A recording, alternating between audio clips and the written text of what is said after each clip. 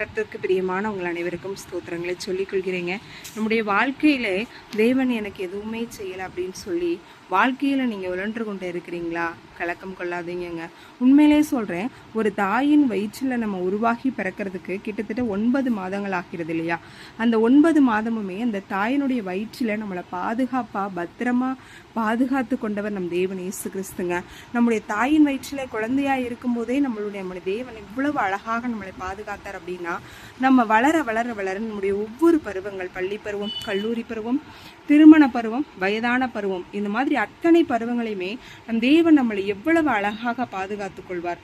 முதல்ல அவர் மேல நம்பிக்கை வைக்க கத்துக்கங்க. உண்மையிலேயே நம்பிக்கை அப்படிங்கிறது ஒரு விசுவாசம் உங்களுக்குள்ள இருந்தா கண்டிப்பா சொல்றேன், நம் தேவன் உங்களை ஒரு உயர்ந்த இடத்திலே கொண்டு போய் வைப்பாருங்க.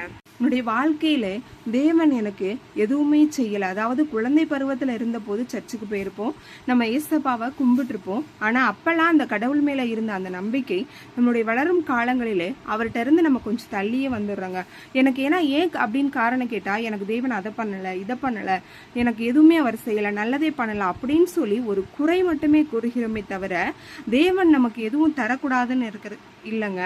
தேவன் நமக்கு தர மறுக்கிறதுக்கு காரணம், ஒவ்வொரு விஷயத்துலையுமே உனக்கு கொஞ்சம் கொஞ்சமாக ஒரு ஹெல்ப் பண்ணிட்டு இருந்தா உண்மையிலே சொல்கிற அந்த வாழ்க்கை அப்படியே கிடந்து போயிடும். உண்மையிலேயே தேவன் உனக்கு ஒரு நல்லது செய்ய தாமதிக்கிறார் அப்படின்னா உனக்கு தரமானதை அவர் செய்ய காத்திருக்கிறார் அப்படிங்கிறது தாங்க உண்மை. அதுக்கு நீங்கள் என்ன பண்ணணும் அப்படின்னா ஜபங்க.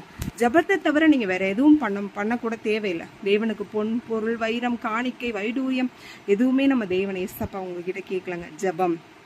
ஜபத்தை மட்டும் பண்ணுங்க, அவரை துதிங்க. அந்த ஜபத்துலையும் ஏசப்பா எனக்கு இந்த தேவை நிறைவேறணும், எனக்கு வண்டி வாங்கணும், கார் வாங்கணும், என் பிள்ளைங்களோட படிப்பு ஆசீர்வாதமாகணும், இப்படி மட்டும் ஜெபம் பண்ணாதீங்க. உங்களுடைய ஜெபத்தினுடைய ஆரம்பத்தில் தேவனை துதித்து பழகி பாருங்கள்.